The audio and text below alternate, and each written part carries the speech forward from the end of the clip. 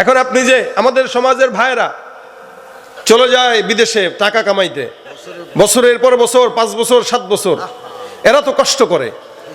কতটা কষ্ট করে এটা আমরা যখন বিদেশ সফরে যাই তখন দেখি। আমাদেরকে পাইলে ছাড়তে চায় না, আঠার মতো ধরে রাখে, হুজুর কষ্ট লাগে। আর এই প্রবাসী ভাইয়ের বউটা ঘরে কি করে? প্রবাসীর টাকা দিয়ে আরেকজনের সঙ্গে ডেটিং করে। ছেলে কষ্ট করে মাথার ঘাম পায়ে ফেলে বছরকে বছর বিবির জন্য টাকা পাঠায়, এসে দেখে বিবিও তার কাছে আর নাই। কত নিমক হারাম! এজন্য ইসলামের আইন, যারা আছেন প্রবাসেও যারা থাকবেন, আল্লাহর রাস্তায় 1 বছরে বছরে একবার করে 2 মাসে 1 মাসের জন্য অন্তত 1 সপ্তাহের জন্য হইলেও বিবিকে সময় দেওয়ার জন্য আসবেন। নয়তো আপনার বিবি গুনাহে জড়িত হওয়ার সম্ভাবনা আছে না নাই? শুধু বিবির জন্য, পুরুষেরও তো গুনাহের সম্ভাবনা বেশি। কারণ একটা স্বামী বিবিকে ছাড়া, বিবি 4 মাস থাকতে পারে, স্বামী থাকতে পারে না 4 দিনও। স্বামী 4 দিনও থাকতে পারে না, স্বামীর ঝামেলা। এটা হলো আমি বাড়তি কথা বললাম, বাকি আমার লেকিন বোঝানোর উদ্দেশ্য হলো ওইটা। ধারণা হযরত ওমরকে এক জায়গায় লজ্জিত করে দিলেন। এই কারণে আল্লাহ বলেন, এই যে তানিবু কাসীরাম মিনাজ-জন, ওমরের মতো লোক এই জায়গায় একটা মেয়ের কাছ থেকে 3টা উপদেশ নিলেন। এর দ্বারাও এটাও বোঝা গেল যে জ্ঞানেরও কোনো শেষ নাই। ঠিক কিনা জোরে কর? আমরা তো সমাজের মধ্যে অসংখ্য কথা ছড়াই কি ছড়াই না? আপনাদের এটা কোন জেলা? কুষ্টিয়া জেলা। কে বলতেছেন মেয়ে একটু বলো তো দেখি, সাফিয়া একটু বলো তো দেখি, একটা বিবি তার স্বামীকে রেখে কয়দিন একা থাকে? মেয়ে ডাক দিয়া বলতেছেন, কেন আপনি বাবা আমাকে এই প্রশ্ন করলেন? বলে জানা দরকার, ইসলামের অনেক বড় কল্যাণ এটার মধ্যে নিহিত আছে। মেয়ে ডাক দিয়া বলতেছেন, বাবা একটা নারী তার স্বামীকে রেখে 4 মাস সর্বোচ্চ থাকতে পারে, এর বেশি থাকতে পারে না। ওমর রাদিয়াল্লাহু তাআলা বলেন, ইন্না লিল্লাহি, তাহলে তো আমি আল্লাহর কাছে আরো অপরাধী হয়ে গেলাম, কারণ আমি তাকে যুদ্ধের ময়দানে 1 বছর রাখছি। ওমর রাদিয়াল্লাহু তাআলা গেছেন, সিংহাসনে বসছেন, সাথে সাথে বললেন, যারা জিহাদের ময়দানে আছে 1 বছরের হয়ে গেছে, এদের সবাইরে ফেরত নিয়ে আসো, আর যুদ্ধের ময়দানে সব যুবকদেরকে ঢুকায় দাও। খবরদার, আজকে থেকে যুদ্ধের ময়দানে 4 মাসের বেশি কেউ থাকতে পারবে না। এটা আমি ওমরের একটা শাসন, আমি ওমরের আদেশ। কেন? কারণ এর বেশি যদি থাকে, মেয়েরা যদি গুনাহে জড়িত হয়ে যায়, আমি ওমর আল্লাহর কাছে জবাব দিতে পারবো না। সুবহানাল্লাহ। এখন আপনি যে আমাদের সমাজের ভাইরা চলে যায় বিদেশে টাকা কামাইতে, বছরের পর বছর, 5 বছর 7 বছর, এরা তো কষ্ট করে। কতটা কষ্ট করে এটা আমরা যখন বিদেশ সফরে যাই তখন দেখি। আমাদেরকে পাইলে ছাড়তে চায় না, আঠার মতো ধরে রাখে, হুজুর কষ্ট লাগে। আর এই প্রবাসী ভাইয়ের বউটা ঘরে কি করে? প্রবাসীর টাকা দিয়ে আরেকজনের সঙ্গে ডেটিং করে। ছেলে কষ্ট করে মাথার ঘাম পায়ে ফেলে বছরকে বছর বিবির জন্য টাকা পাঠায়, এসে দেখে বিবিও তার কাছে আর নাই। কত নিমক হারাম!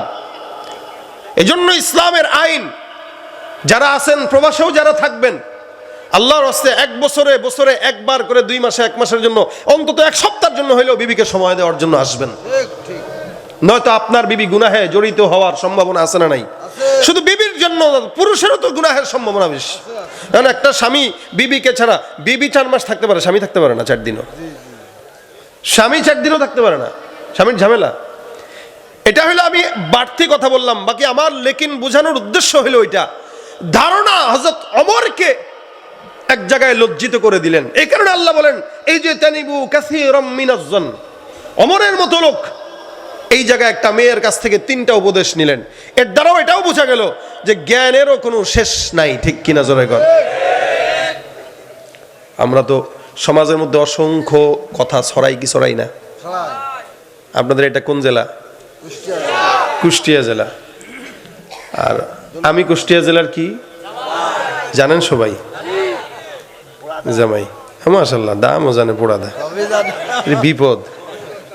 সব জানলে তো সমস্যা, এত জানেন কে? তো ভাই দেখেন, ধারণা কি জিনিস দেখেন। ধারণা মানে ধারণা। আমার খবরদার, মিডিয়াগুলো যদি এই কথা প্রচার করছে, মামলা করব, মামলা।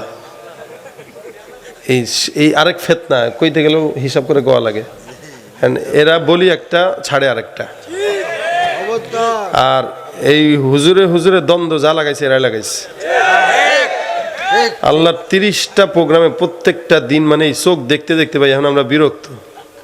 মোটামুটি আল্লাহর হস্তে এগুলো ছাড়বেন না, সব ছাড়বেন না, সব বলার জন্য না, কিছু বলা হইলো আমরা এমনি বলি, আপনাদেরকে শুনাই। আমাদের তো বিভিন্ন তাজরিবাস, মানে সারা বিশ্ব ঘুরি মোটামুটি আল্লাহর রহমতে মোটামুটি আমাদের কাছে আপনারা অনেক কিছু পাবেন। আপনি এক এলাকায় ঘুরলে তো এত কিছু পাবেন না, আমরা ঘুরি দেখেই না পাই। তো আমার একজন এসা বলতেছে, ভাই আপনিও শেষ পর্যন্ত এটা করলেন। আমি কি ভাই? আপনারা তো খুব বিশ্বাস করতাম। যাক, আমি তার কথার কান টান দিন। আমি ভাই আপনি কি বলবেন না বলেন তাদেরকে বলেন। শুনলাম আপনি নাকি আরেকটা কাম সারছেন। আমি কই ভাই এটা কোন জায়গায় শুনলেন? শুনছি নির্ভরযোগ্য সূত্রে। আমি তাহলে একটু নিয়ে আসেন আমার বাড়িতে। এখন আমার শাশুড়ি ইনি নিজেই আমার বউরে ফোন দিয়া কয়, মারে কি কথা শুনি এগুলা বাবার নামে, বাবা নাকি এই করছে, কে বলছে? অমুকে বলছে, আমার শাশুড়ি বলছে। এখন আমার বউ তো হাইসা আমার কয়, দেখছেন নি কি কয় আম্মা? আমাকে কি আম্মু তো পেরেশানিতে শেষ। আমি কি হয়েছে? আপনি নাকি একটা বিয়ে করছেন। আমাকে মাশাআল্লাহ তো ভালো। কই তোমার সতীন কই? সতীনে ডাকো। আর আমার ওয়াইফ তো জানে, আমার শাশুড়ি কইছে আম্মা আপনার টেনশন নাই। আমার শাশুড়ি বলতেছে আমি তোমার বাবারে চিনি। আমার বউ কইতেছে যদি কিয়ামত উল্টা যায় তাও তো আলহামদুলিল্লাহ এটা করবে না, এতটুকু বিশ্বাস আছে। এখন কার থেকে শুনছে? উনি শুনছে হলো উনার আরেক ছাত্রীর থেকে। আবার সে শুনছে কার থেকে? সে আরেকজনের থেকে শুনছে। সে শুনছে কার থেকে? যে বউ সে বলছে। বুঝেন নাই? যে আমার বউ সে বলছে, মানে যেটা আমি বিয়ে করি নাই ওটা বলছে। এগুলো সব শোনা কথা। আর এদিক দিয়া মোটামুটি ঘরের মধ্যে কিয়ামত আমি জানি না, আমার কোন বউ কোন জায়গায় এগুলো আমরা জানি। আমাদের অবস্থা হলো এরকম, বিভিন্ন কথা আমাদের নামে মানুষ প্রচার করে। এটা শুধু আমাদের নামে বলে কথা না, এই সমাজে অসংখ্য মানুষ আছে যারা এগুলোর শিকার। শুধু শোনা কথায় শুনছে ভাই কার থেকে? অমুকের থেকে, অমুক কার থেকে, অমুকের থেকে, অমুক কার থেকে, অমুকের থেকে। শুনতে শুনতে দেখবেন তিলটা বিশাল বড় তাল হয়ে তারপরে ঘরে ঢুকে। হ্যাঁ, এটা হলো ধারণা। এই জন্য আল্লাহর হস্তে ধারণা করা বাদ দেন। একটা মানুষ রাত্রেবেলা উঠছে চোর মনে করেন নাই, তাহাজ্জুদ গুজারও হইতে পারে। এই জন্য সবাইকে দুর্নীতিবাজ মনে করা যাবে না। কেউ আবার এমন চেয়ারম্যানও আছে, আপনি নোয়াখালীতে যান,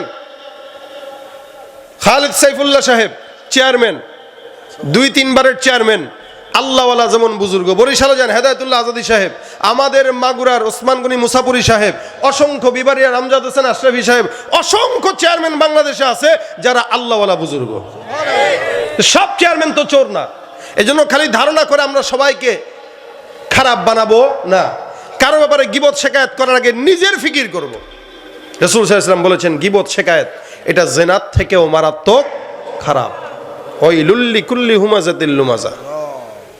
এজন্য আপনাদেরকে বলি, এখানে যারা আছেন অনেক মানুষরা আছেন ধারণা করে ফেসবুকের ভিতরে একজন আরেকজনের বিরুদ্ধে লেখালেখি করেন, ইউটিউবে কন্টেন্ট তৈরি করেন, বিশেষ করে মিডিয়ার ভাইরা। আল্লাহর হস্তে আপনারা এই কাজগুলো করবেন না। আপনারা দ্বীনের খেদমত করেন, এটা আপনাদের খেদমত। কিন্তু আপনাদেরকে বলি এই খেদমতের ভিতরে গুনাহ ঢুকায়েন না। আপনার কারণে যদি সমাজের ভিতরে কোনো প্রকার বিশৃঙ্খলা হয়, এটা দায়ভার আল্লাহর কাছে আপনাকে দিতে হবে কিনা বলেন? আপনি এমন একটা কথা লিখে দিলেন যে সাইদ আহমদ এটা বলে গেছে অমুক রে, ওই লোক তো আমার ব্যাপারে আরেক জায়গায় যায় পরে কথা বলবে। এই যে দুইজনের ভিতরে ফাটল, এটা আপনার কারণে হইলো। সুতরাং আল্লাহর কাছে জবাব দেওয়া লাগবে কি লাগবে না? এই জন্য আল্লাহর ওয়াস্তে এগুলা বন্ধ করবেন। কারো ব্যাপারে কোনো খারাপ মন্তব্য করার আগে 10 বার চিন্তা করবেন। গীবত শেকায়েত থেকে করার আগে নিজে চিন্তা। কোনো মজলিসে যদি গীবত হয় বলবেন আল্লাহ তুমি এই মজলিস থেকে আমাকে হেফাজত করো, বাস ওখান থেকে উঠে যাবেন। প্রয়োজনে বসবেন না, গীবত শুনবেনও না, করবেনও না, ইনশাআল্লাহ। এখানে যারা আছেন হাতটা তুলে দেখেন কারা কারা রাজি আছেন। আল্লাহ আমাদেরকে তৌফিক দান করুক, বলেন আমিন। 10 জন মানুষ যদি আজকে আমি আমাকে বলি, আলহামদুলিল্লাহ আমার গাড়িতেও যদি কেউ এরকম কোনোদিন আয়সা উল্টাপাল্টা কারো ব্যাপারে বলতে চায়, আমি বলি ভাই আল্লাহর রাস্তে কারো ব্যাপারে আমার কাছে বললেন না। কারণ আমি জানি যে আমার ব্যাপারে আরেকজনের ব্যাপারে আমার কাছে বলতেছে, সে আমারটাও আরেকজনের কাছে বলবে। সে আমার থেকে শুনবে, তেল নিবে, ডাল নিবে, ভাজবে, তারপরে ভাজি মাছটা তার কাছে দিবে খাইতে। পরে সে যখন খাইতে যাবে পেঁচটা লাগবে বেশি। এই জন্য আমি কারোটা শুনিও না, কারো ব্যাপারে বলিও না। আলহামদুলিল্লাহ, যদি আল্লাহ পাক বলায় দেয়, মানে যদি ভুলবশত কোনোদিন বলে ফেলি শয়তানি ওয়াসওয়াসায়, আল্লাহর কাছে মাফ চাই, আল্লাহ যেন মাফ করে দেয়। আমিন। এই জন্য খবরদার, গীবত, শেকায়েত, ধারণা এবং পরনিন্দা, প্রতিহিংসা, এগুলো থেকে নিজে বাঁচবেন, সমাজকে বাঁচাবেন। কেউ অন্যায় করছে, যদি সংশোধনের নিয়ত থাকে তাকে কানে কানে বলে সংশোধন করায় দিবেন, কিন্তু 10 জনের কাছে বলা যাবে। আল্লাহ আমাদেরকে তৌফিক দান করুক, বলেন আমিন। যা শুনলাম, অনেক বক্তারা অনেক রকম আলোচনাই করে, বিশেষ করে রাসূলের সুন্নাহ, তাকওয়া, আল্লাহর ভয়, জান্নাত জাহান্নাম, মা বাবার ওয়াজ। আমি একটু ভিন্ন ওয়াজটা আজকে করে গেলাম। কেন করে গেলাম ভিন্ন ওয়াজ? এটা সমাজের জন্য অতি জরুরি, কারণ এই সমাজে এখন অধিকাংশ শত্রুতার ভিতরে এই মাঝখানে পরনিন্দাকারী, গীবতকারী, চগলখড়িদের দায়ী। এই জন্য নবী বলছেন, চগলখড়িরা কখনো জান্নাতে যাবে।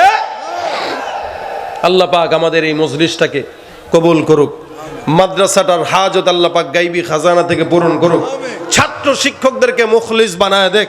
এই যে কতগুলো ছাত্র যারা পাগড়ি পাইলো, আল্লাহ পাক সবাইকে মুখলিস ওয়ালা আলেম হিসেবে কবুল করুক, জোরে বলেন আমিন।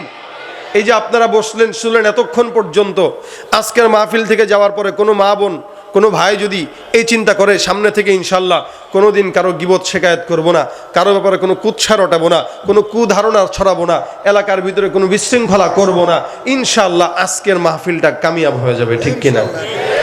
আল্লাহ আমাদেরকে আমল করার তৌফিক দান করুন, জোরে বলেন আমিন। হুজুর কথা বলেন, পরে বলতেছি। আপনি কথা বলেন, যা বলেন। ফিলিস্তিন নিয়ে কোনো সংগীত? আলহামদুলিল্লাহ, গজল ইনশাআল্লাহ একটা হবে। অনুরোধ করবো ইনশাআল্লাহ আমাদের প্রধান মেহমান একটা ইনশাআল্লাহ গজল গাবেন। আলহামদুলিল্লাহ, কিছু কথা বলার জন্য আমাদের মহাতামিম সাহেব হুজুর হাফেজ মাওলানা আল আমিন হুসাইন আশরাফি সাহেব অল্প 2-1 মিনিট কথা বলবেন ইনশাআল্লাহ। আপনারা ধৈর্য সহকারে শুনবেন। প্রধান মেহমান ইনশাআল্লাহ গজল গেয়ে উঠবেন ইনশাআল্লাহ। যাইন না। আসসালামু আলাইকুম ওয়া রাহমাতুল্লাহি ওয়া বারাকাতুহু। ওয়া আলাইকুম আসসালাম। আলহামদুলিল্লাহ, আল্লাহ পাক রব্বুল আলামিনের অশেষ মেহেরবানিতে হাঁটি হাঁটি পা পা করতে করতে মাত্র 3 বছরে আলহামদুলিল্লাহ গঙ্গারামপুর দারুল উলুম মুহাম্মাদিয়া মাদ্রাসা আপনার দোয়া আন্তরিকতায় এ পর্যন্ত এসেছে। সবাই বলে আলহামদুলিল্লাহ। আল্লাহ পাক রব্বুল আলামিন দেখেন আপনাদের সামনে গঙ্গারামপুর, এখানে যখন মাদ্রাসা শুরু করি, আমি 2-3 মিনিট কথা শেষ করে দেবো ভাই, বিরক্ত করবো না ইনশাআল্লাহ। এই জায়গায় একটা জঙ্গল ছিল কিনা বলেন ভাই? এই জায়গায় যখন মাদ্রাসা শুরু করি, আমাদের উস্তাদ, আমার মাথার মুকুট, জামিয়া আরবিয়া আশরাফুল মাদ্রাসা সুনামধন্য মুহতামিম ও শাইখুল হাদিস আল্লামা হাফেজ মাওলানা আবু দাউদ সাহেব দাওয়াত বারাকাতুহু আমার পাশে বসা আছেন। হুজুরি উদ্বোধন করেছেন এই মাদ্রাসা, সবাই আলহামদুলিল্লাহ। অনেকে বলছে হুজুরে কি মাথা খারাপ হয়েছে নাকি, এই জঙ্গলে কে পড়তে আসবে? অনেকে হাসাহাসি করছে, অনেকে পাগল বলছে, অনেক কথা বলছে। আজ দেখেন আল্লাহ পাক রব্বুল আলামিন যদি কোরআনের বাতি জ্বালাতে চান, বাঁশ তলাতে সম্ভব। কথা বলেন ঠিক কি ঠিক? মাত্র 3 বছরে 45 জন হাফেজ ছাত্র মাথায় পাগড়ি, সবাই আলহামদুলিল্লাহ।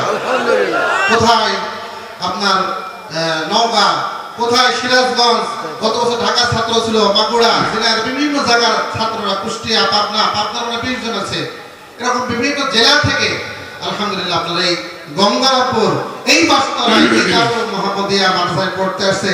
এটা আমাদের সৌভাগ্য, জোরে বলেন ঠিক। আলহামদুলিল্লাহ। আসলে মনের ব্যথা, এটা কবুলিয়াতের লক্ষণ। আল্লাহ রাব্বুল আলামিন যার যতটুকু ব্যথা, দিনের ব্যথা, আমরা যে ঘোরাঘুরি করি, যা করি না কেন, দিনের ব্যথা, আল্লাহ রাব্বুল আলামিন আমাদের সবাইকে যেন কবুল করে নেন। সুবহানাল্লাহুম্মা আমিন। সমস্ত ঘরে ঘরে যেন কোরআনের আওয়াজ চালু হয়ে যায়, জিকিরের আওয়াজ যেন চালু হয়ে যায়। সুবহানাল্লাহুম্মা আমিন। আমরা যেন সবাই দিনদার মুত্তাকিন হিসাবে আমরা সবাই যদি কবরে যেতে পারি, সেই তৌফিক যেন আল্লাহ রাব্বুল আলামিন দান করেন। সুবহানাল্লাহুম্মা আমিন। আজকের মাহফিলের প্রধান মেহমান হাফেজ মাওলানা আবু দাউদ সাহেব, শাইখুল হাদিস, মুহতামিম আরবিয়া আশরাফুল মাদ্রাসা কুষ্টিয়া, হুজুরকে কিছু বলার জন্য সামান্য 2-1 মিনিট কিছু। আসসালামু আলাইকুম। আলহামদুলিল্লাহ, আল্লাহ পাকের শুকরিয়া যে দারুল উলুম মুহাম্মাদিয়া আপনাদের এই মাদ্রাসা পুরো 3 বছরে 45 জন হাফেজ হলো। আল্লাহ পাকের অনেক বড় শুকরিয়া। অনেক মাদ্রাসা 3 বছর কেন 10 বছরও একটা হাফেজ হয় না। ঠিক 10 বছর হেফজখানা একটা হাফেজ বের হতে পারে না। তাহলে শুকরিয়া যে যোগ্য লোক থাকলে যেখানে ফুল থাকে সেখানে মৌমাছি আসে। তো হাফেজ আলামিন, হাফেজ মানা আলামিন একজন যোগ্য হাফেজ, ভালো মাওলানা যোগ্য। এই জন্য দেখা যায় অল্প সময় এখানে অনেক ছেলে ফেলে এখানে আলহামদুলিল্লাহ হাফেজ হয়ে গেছে। কিন্তু আমি যখন এই মাদ্রাসাটা যখন উদ্বোধন হয় এসেছিলাম, জায়গা একেবারে অল্প। এখন যেহেতু এখানে মাদ্রাসা শুরু হয়ে গেছে, যদি যাদের জায়গা আশেপাশে আছে ফাঁকা জায়গা, তারা যদি এইখানে জায়গা দিয়ে শরীক হন তাহলে আপনার কপাল খুলবে। ঠিক কোরআনের জন্য আপনার এই জায়গা দেওয়া হবে। কোরআনের এই মহব্বতের কারণে আপনিও নাজাত পেয়ে যাবেন ইনশাআল্লাহ। আর যদি মনে করেন না আমি জায়গা দেব না, কিন্তু আফসোস করবেন। যখন আফসোস করে কোন লাভ হবে না। ঠিক মরে যাওয়ার পর যে আল্লাহ পাক এত বড় সুযোগ দিছিলেন কোরআনের খেদমত করার জন্য, এখান থেকে হাফেজ হবে, কোরআন শিখবে, আর আপনি বঞ্চিত হলেন। দুনিয়ায় হতো আপনি জায়গা ধরে রাখলেন, সব যখন বুঝবেন তখন দেখবেন কি ভুল করে আসছি। যদি আমি জায়গা দিয়ে আসতাম, যারা এখানে কোরআন শিখতো হাফেজ হতো, তার সব আপনার আমল নামে আপনার কবরে পুষতে থাকতো। কিয়ামতের দিন কোরআনই বলতো, আল্লাহ এই লোকটা আমার জন্য, ছেলেদের হাফেজ হওয়ার জন্য, আলেম হওয়ার জন্য তার জায়গা মাদ্রাসায় দিয়ে দিয়েছিল। আল্লাহ একে যদি নাকি তুমি জান্নাতে না দাও, তাহলে কাকে জান্নাতে দিবা? একে অবশ্যই জান্নাতে দিতে হবে। আল্লাহ পাক কোরআনের ওসিলায়, এই হাফেজদের ওসিলায় এই জায়গাওয়ালারাও ইনশাআল্লাহ জান্নাতে চলে যাবে। সুবহানাল্লাহ। এজন্য যাদের আশেপাশে জায়গা আছে, জায়গা দেওয়ার মতো জায়গা নেই, এই জন্য ছেলে ফেলে মাঠে মধ্যে যায়, নামাজ পড়ে বিষয়ে পড়ে, বড় আফসোসের বিষয়। অনেক জায়গা আছে আমরা জানি যে বিল্ডিং আছে, সব ছাত্র নেই, কি নাই, ছাত্র নেই, হাফেজ হইতে পারছে না। আলহামদুলিল্লাহ এখানকার আল্লাহ কবুল করে এরকমই হয়, বাগানের নিচেই হয়। এজন্য আপনি দিবেন না জায়গা, যার জায়গা আছে আপনি বঞ্চিত হবেন আল্লাহর কাছে। কিন্তু এইভাবে পড়তে থাকবে ছেলেরা, কিন্তু আপনি তো বড় বঞ্চিত হয়ে যাবেন। আর যদি আপনি দিতে পারেন জায়গা, আপনি জায়গা প্রয়োজনে বিক্রি করেন, অন্য জায়গায় কেনেন, আর দান করতে পারলে আরো ভালো, সেটা তো ভালো কোনো শেষ নাই।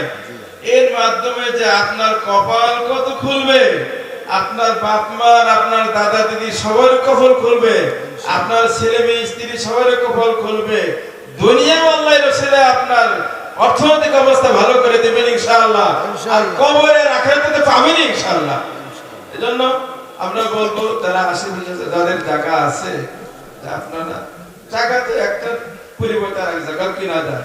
এই মাদ্রাসাকে যেহেতু এখানে মাদ্রাসা হয়ে গেছে, আর এখানে আল্লাহ পাকের ইচ্ছায় অনেক হাফেজও হয়ে গেছে, এই মাদ্রাসার জন্য এখানে আরো বড় হতে পারে, আরো বেশি হাফেজ হতে পারে, ছাত্ররা যেন আরামের সঙ্গে পড়তে পারে। এজন্য আপনার জায়গা যেন আল্লাহ এই জন্য কবুল করেন, কোরআনের জন্য কবুল করেন। আমরা এই জন্য দোয়া করবো ইনশাআল্লাহ, আল্লাহ পাক কবুল করেন। আর আমি কথা লম্বা করতে চাই না, রাত অনেক হয়ে গেছে। এখন তো আপনারা প্রধান মেহমানের কাছে একটা গজল শোনার ইচ্ছা করছেন, এখন মনে কি করুন ওনার বিষয় ইনশাআল্লাহ।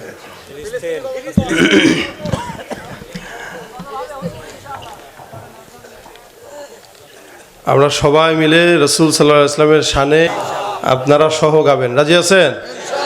বিশ্ব নবীর অপমানে যদি না কাঁদে তোমার মন, মুসলিম নয় মুনাফিক তুমি নবীজির দুশমন। নবীর প্রেমে জীবন দেবে কে আছো নওজোয়ান, তকবীর তুলে সিংহ শাবক হও তুমি আগুয়ান। তোমার বুকে ইমানের বল, জবানে আল কুরআন, ভয়ে কাঁপে কাপুরুষ সব আর নরাধম শয়তান।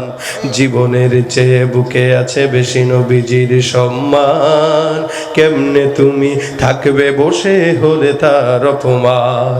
তুমি সাচ্চা মুসলমান, ইমান তোমার ধন, নবীর প্রেমে জাগ্রত তুমি নির্ভীক পালোয়ান, তুমি সাচ্চা মুসলমান, ইমান তোমার ধন, নবীর প্রেমে জাগ্রত তুমি নির্ভীক পালোয়ান। বিশ্ব নবীর ব্যঙ্গ করে পাপিষ্ঠ আর বদনসিব, আমরা তাদের ঘৃণা জানাই ধিকি ধিকি ধিকি শতধিক। জাতিসংঘের কাজ কি তবে দর্শক হয়ে থাকবে চুপ, সাম্প্রদায়িক সম্প্রীতি আজ যাচ্ছে ভেঙে পাচ্ছে লোভ, আজকে যারা কুলাঙ্গারের পক্ষপাতী করছো সব।